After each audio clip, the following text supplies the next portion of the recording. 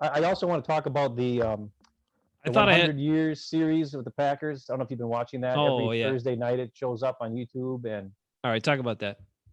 so we talk about that. Well, this week was the 80s week, and so it's on YouTube right now, and they talk about the 80s teams and stuff.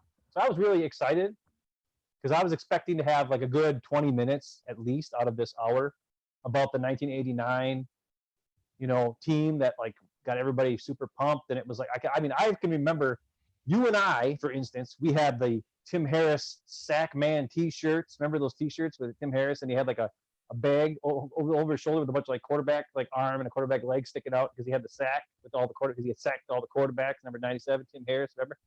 And they had like Yep. the Keith Woodside shirt where he's like run over dudes and all that kind of stuff, and the Brent Fullwood shirt. I mean, of course, the Magic Man shirt where he had like a bunny rabbit pulled out of a hat with the Magic Man T-shirt. He had all those shirts, and it was awesome. And and that was when I really, really became a huge Packer fan. Was that year, obviously. And I thought, oh, I'm so excited to watch this 80s one because I had to sit through that 70s one, which was terrible. But so I watched this 80s one, and it's like I'm going, man, this has been 45 minutes. When are we going to get to the good stuff? Like, this must be a really long episode, And they finally get to it, and it's like the last 8 minutes, they talk about the 1989 team, like barely at all, like a little bit. They talk about Mikowski a little bit. And I thought for sure they talked about Sterling, because Sterling he was his second year in the league. And do you know that Mikowski led the league in passing that year? Yeah. Passing yards? Yep, passing yards, right. And Sterling had like 12 touchdowns or something like that. And Sterling Sharp was a monster, dude. Yeah. He was so good. And they barely spoke about Sterling Sharp, like at all. Like what? Like at the very end, they showed like 4 clips of him. And it was just like, yeah, and Sterling Sharp was pretty good. He had 12 touchdowns. And I'm like, what? So I don't know if they're saving Sterling Sharp for the 90s, which makes no sense to me, because that's where you are going to spend most of your time with Favre and Holmgren and Wolf and the Super Bowl winning team and the Super Bowl going back team and the whole dynamic of that and Holmgren leaving and all. Like that's like a 3-hour show right there.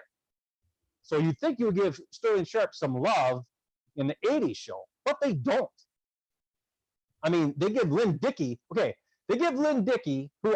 don't get me wrong, I always like Lynn Dickey. He could throw the ball real far and all this kind of stuff, right? Yeah. And Larry McCarron, holy crap, Larry McCarron.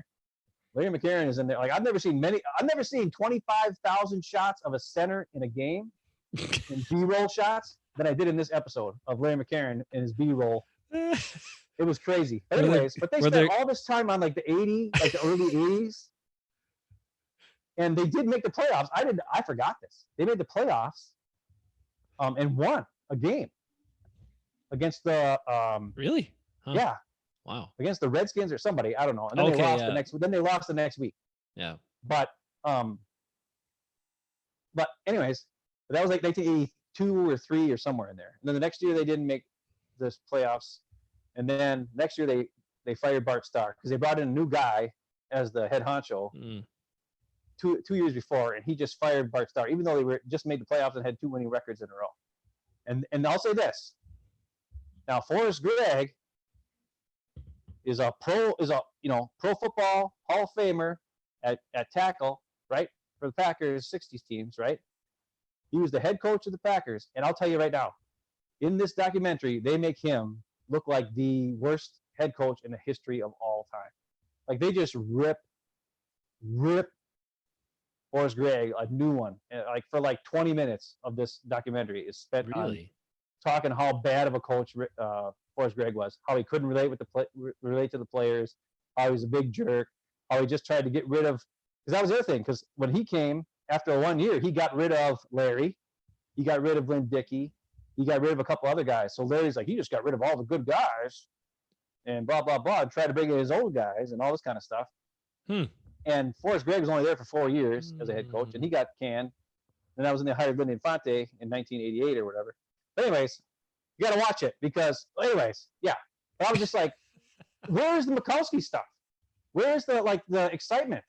They spent all this time with Larry McCarron's centered B-roll. I'm like, did Larry McCarron pay for all this documentary, or what the heck's going on?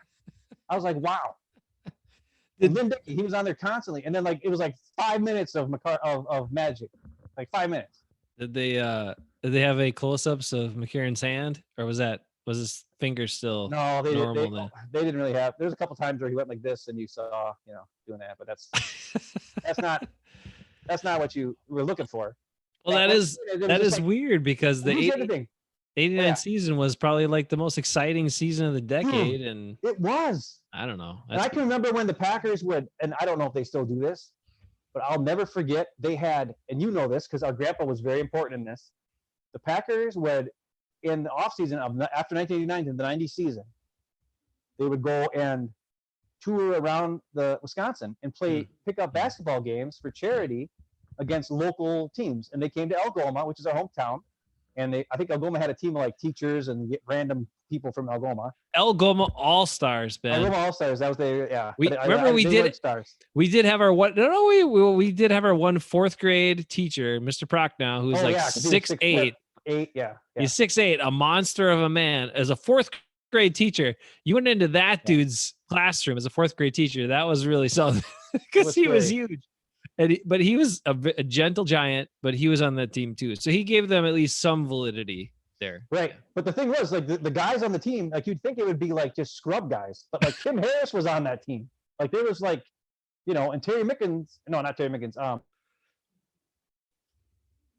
Aubrey Matthews, who was my favorite receiver in those days. I remember I loved Aubrey Matthews. Then I like Terry Mickens. I like a lot of like the fifth wide receiver on the team is like my favorite guy for some reason. And then and also the running back and Magic. I like everybody apparently. But anyways, if you remember that, they came and it was an awesome game. And our grandpa, who had to get both of his legs amputated because of blood clots and some other stuff. And I know my mom did something where she got in a hold of the Packer team and also the Algoma All-Stars. And I don't know what she did. She talked to somebody to get him into this, and they made our grandpa the honorary captain for that game. Yep, I remember. And I don't know if you remember his face, but it was like the greatest thing for grandpa. It was awesome. And to see him down there, like Tim Harris, like giving him a high five and stuff like that. And grandpa's like acting like the head coach and stuff. It was awesome. Yep, I do remember that pretty strongly, and it was very cool. Grandpa was a huge Packers fan, huge for sure. And he spent a lot of time in the 80s talking about the teams from the 60s because that's all anybody could talk about. But talking about how Don Mikowski needed to cut his hair. Oh yeah, right. And he also called me. What did he call it? He used to call me. Remember, I had long hair in my earring, and he used to call me Betty or Betsy instead of Ben. And I was like, oh wow. Yeah, he used to call me like Betty. Well, he'd be like, oh, Betty, because I had long hair and he was old school, man. He was old school. He didn't like the earring or the long hair. But hey, Eric says, wasn't it Tim Harris that broke the glass? I think that did happen. Yeah, I think it was Tim Harris. Yeah. He was one of the Packers basketball team. What the heck did they call it again? I can't remember what it was called. I don't know. They had some offensive linemen on there too. But yeah, they didn't have many guys that were that tall, and they didn't have anybody that could dunk other than probably Harris. So, yeah, and he was a pretty big guy. He wasn't like these athletic receiver guys that can dunk, because he was probably about like 270 or whatever. Yeah, he was up there. But he had really tiny, skinny legs too. He was one of those guys with like the big upper body, broad shoulders, really long arms, skinny legs. Yeah, and the guns, the shooters, man. After you got a sack, after you got a sack. But anyways, none of that stuff's in there. They don't talk in that documentary. They don't talk about Tim Harris at all. Like they don't even mention Tim Harris. And I know he had like 1 year or 2 years where he was good. I get it. Yeah. But that year was that was the start of the Packers being relevant and like just in the area of the Green Bay and Kewaunee County and Door County and Brown County and all that stuff. It was huge. Like, and it wasn't like that before that. So it's one of those things where you're like, how does it only get like 5 minutes at the end? It just, and here's another thing that happened. They talked to hold on. Okay, yeah, go ahead. Eric says Jeff Query, one of Eckes' favorite, he could have dunked. He could have dunked. He was Eckes' favorite, I'm sure, because he was the white receiver. I think Jeff Query was on that team.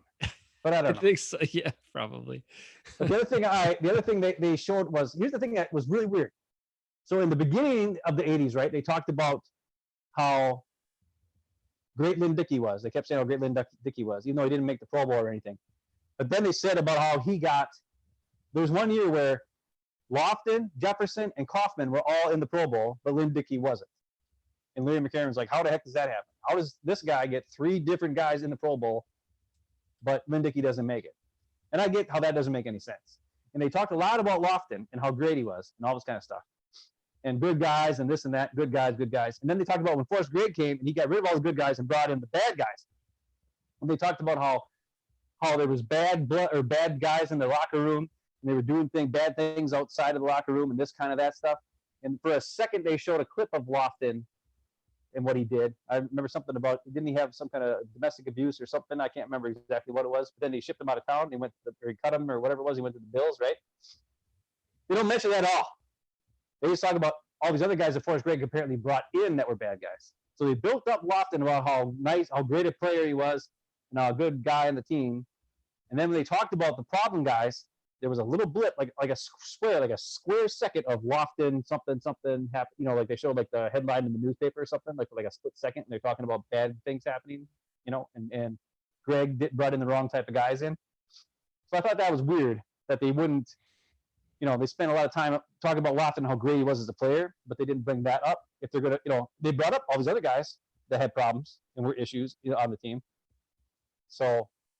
Well, the reason, for that is that James Lofton has been brought back into the fold of the Packers and he's around a little bit and they're still a business and they want to promote their former stars and current stars and all that business. So, I mean, it's definitely a Packer production by far. I mean, Mark Murphy is the executive producer of it. And there you go. Yeah. Ooh. So, but anyways, if anybody has time, and I had a lot of time for the last couple of months, so that's why I started watching it. But every week on Thursday night, it shows up on YouTube and.